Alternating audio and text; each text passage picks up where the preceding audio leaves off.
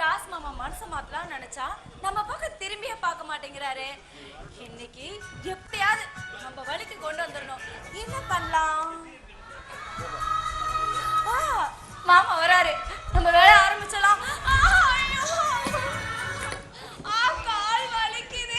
சுதா என்னாச்சு? சுதா என்னாச்சு? கால் வலிக்குது மாமா. சரி எந்திரி, ஆஸ்பத்திரிக்கு போலாமா? ஆஸ்பத்திரி போலாம். அதெல்லாம் எதுவும் வேணாம் மாமா.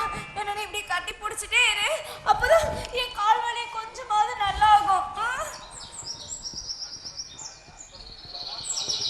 உனக்கு கால் வலி கொஞ்சம் கொஞ்சமா குறையுதா இல்லையா?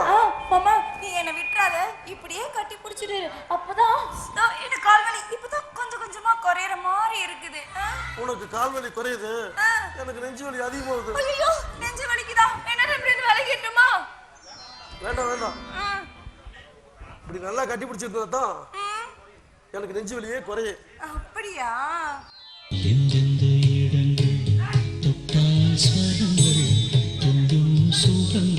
கொஞ்சம் நீ சொல்லித்தான்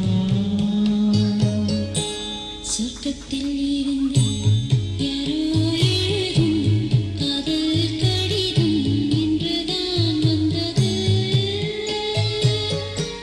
சொர்க்கம் உன்னிலே நாயகன் ஒருவன் நாயகி ஒருத்தி தேன்மழை பொழிய உடல் நனைய காமனின் காதலின் சுவையில் ஆடிடும் கவிதை சுகந்தான் சங்கீத ஸ்வரங்கள் ஏழே கணக்கா இன்னும் இருக்கா என்னவோ மயக்கம்.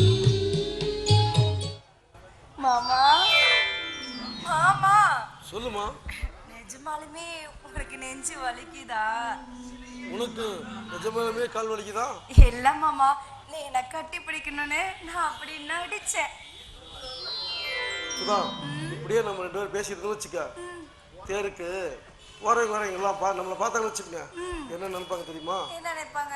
சரி அப்படியே ஓரம் ஒதுக்கலாமா? என்ன மாமா எப்பயுமே வெறப்பா இருக்கிற நீங்க இன்னைக்கு மரபு கூப்பிடுறீங்க? அதெல்லாம் என் கழுத்துல தாலி கட்டினதுக்கு அப்புறம் தான் நான் வரேன். பாய். அடி பாவி, மனசுக்குள்ள ஆசையை வளர்த்துட்டு இப்படி அம்மானு விட்டுட்டு போயிட்டால.